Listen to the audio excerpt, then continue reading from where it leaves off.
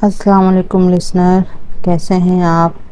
मैं उम्मीद करती हूँ आप सब खैरियत से होंगे।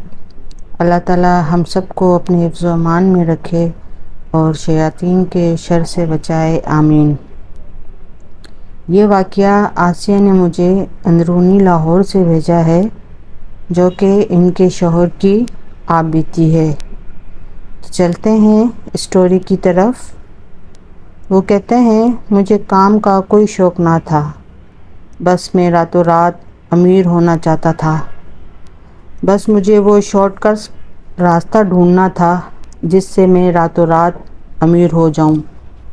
ऐसे में मेरी मुलाकात एक ऐसे शख्स से होती है कि वो मुझे ये बताते हैं कि उन्होंने अपने हमज़ाद को काबू में किया हुआ है और वो आराम से बैठकर पैसा कमा रहे हैं। मैं भी उनसे कहता हूँ कि मुझे भी ये सब सीखना है, तो वो कहते हैं इतना आसान नहीं है, मगर मैं उनसे ज़िद करता हूँ। आखिर वो राज़ी हो जाते हैं मुझे ये सब कुछ सिखाने के लिए। वो मुझे दूसरे दिन आने का कहते हैं। मैं बड़ा एक्साइटेड होता हूँ अपने हमज़ाद को काबू करने के लिए। शाम में मैं उनके घर चला जाता हूँ तो वो मुझे कुछ चीज़ें समझाते हैं और पढ़ने के लिए बताते हैं। रात का खाना मैं उनके घर खाकर वापस आ जाता हूँ। कुछ दिनों का अमल वो मुझे बताते हैं कि ये तुमने कब्रिस्तान में जाकर करने हैं। मैं ये सब करने के लिए तैयार होता हूँ। मैं अपना सारा सामान लेकर घर आ जाता हूँ जो वो मुझे देते हैं। रात में मुझे अजीब सी बेचैनी हो रही थी, जैसे कि मैंने कोई ऐसी चीज़ खा ली हो जो हज़म नहीं हो रही थी। मेरी बीवी ने मुझे दवाई दी जिसे खाकर मैं सो गया। दूसरे दिन मुझे कब्रिस्तान जाना था। जब कब्रिस्तान जाने का वक्त हुआ तो मुझे थोड़ा खौफ महसूस हुआ, मगर उस शख्स के दिलासा देने और दौलत हासिल करने के लालच ने मुझे हर चीज़ से बेपरवाह कर दिया था। मैं रात में अपनी बीवी बच्चों को खाने में नींद की गोलियां मिलाकर सुला देता और फिर खामोशी से कब्रिस्तान चला जाता। वहाँ दायरा खींचकर उसमें बैठकर पढ़ना शुरू कर देता। 15-20 दिन आराम से गुजर गए। एक दिन मेरी बीवी मुझसे कहने लगी, आप नहाते नहीं हैं, आपके पास से इतनी गंदी बदबू आती है जैसे सड़े हुए गोश्त से आती है। मुझे 40 दिन तक उस शख्स ने नहाने से मना किया था। खैर, दिन गुजरते रहे। मैं कब्रिस्तान जाता और फजर से पहले आ जाता। 28वें दिन जब मैं पढ़ाई कर रहा था तो मुझे ऐसा लगा कि बहुत सारे लोग आपस में कब्रिस्तान में बातें कर रहे हैं। गौर से सुना तो वो मेरा नाम लेकर बातें कर रहे थे कि इसको मार दो, नहीं नहीं इसे बीच में से काट दो, नहीं नहीं इसकी ज़बान काट दो। मैंने इन बातों को इग्नोर किया और अपनी पढ़ाई करता रहा। अगले दिन फिर मैंने कब्रिस्तान में जब पढ़ाई शुरू की तो मैंने देखा मेरी वालदा मुझे आवाज़ें देती आ रही हैं। मैं हैरान परेशान कि इन्हें फोत हुए तो 10 साल हो गए हैं, ये यहाँ कैसे।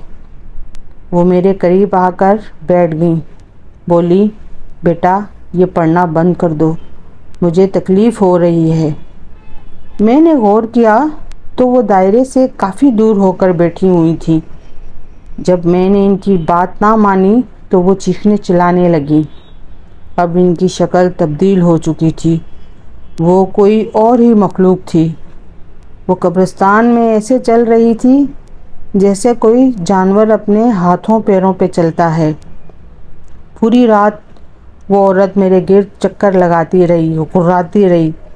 जब मेरी पढ़ाई मुकम्मल हुई तो वो गायब हो गई।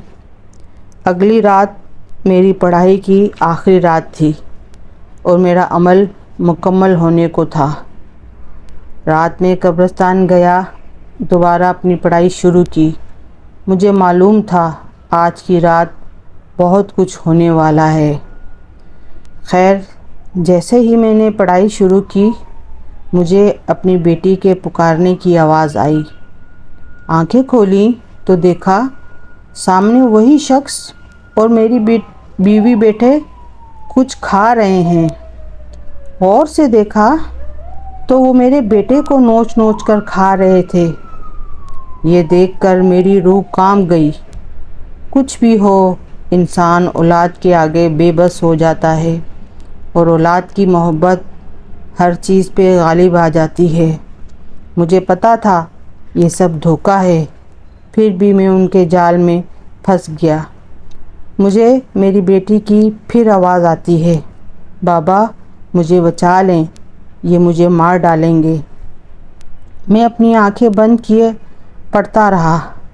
اتنے میں ایک چیخ سنائی دی تو دیکھا میری بیوی دوڑتی ہوئی میرے پاس آتی ہے اور آ کر مجھ سے کہتی ہے، آپ نے یہ کیا کیا؟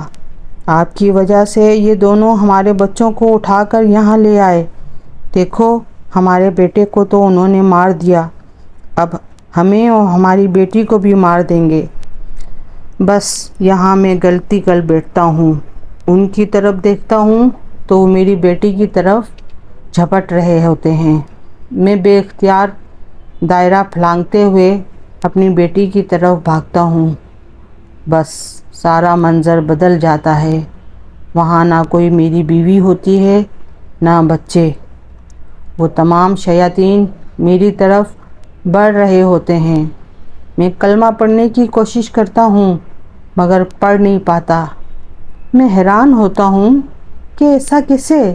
میں کلمہ کیوں نہیں پڑھ پا رہا؟ تو وہ سب کہکے لگاتے ہیں اور اپنی خوفناک آواز میں بولتے ہیں، تو سفلی عمل کر رہا تھا۔ اس میں سب سے پہلے حرام کھلایا جاتا ہے جو تجھے اس شخص نے کھلا دیا۔ تو حمزات کو قابو نہیں کر رہا تھا، تو سفلی کر رہا تھا۔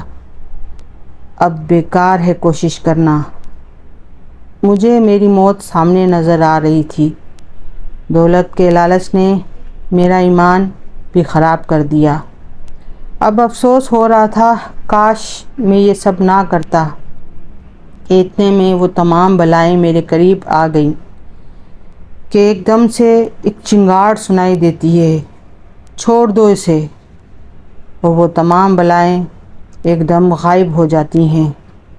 اس چنگاڑ کی آواز اتنی خوفناک ہوتی ہے کہ میں اپنی حواس کھو دیتا ہوں اور بے ہوش ہو جاتا ہوں۔ صبح محلے والے وہاں سے گزرتے ہیں تو مجھے قبرستان میں دیکھ کر اٹھا کر گھر لے جاتے ہیں۔ اب میرا آدھا جسم اور زبان پر فالج ہے، جس کی وجہ سے میں نہ بول پاتا ہوں، نہ میں کسی کو کچھ سمجھا پاتا ہوں۔ ہر طرف مجھے کالے سائے چلتے نظر آتے ہیں۔ میں اپنی آپ بیتی لکھ کر اپنی بیوی کو دے رہا ہوں تاکہ دوسرے لوگ اس سے عبرت حاصل کریں اور غلط طریقے سے روپیہ پیسہ کمانے سے بچیں۔ تو لسنر، یہ تھا آج کا واقعہ۔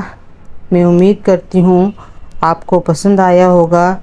پلیز میرے چینل کو لائک کریں، شیئر کریں اور سبسکرائب کریں۔ اللہ حافظ، دعاؤں میں یاد رکھیے گا۔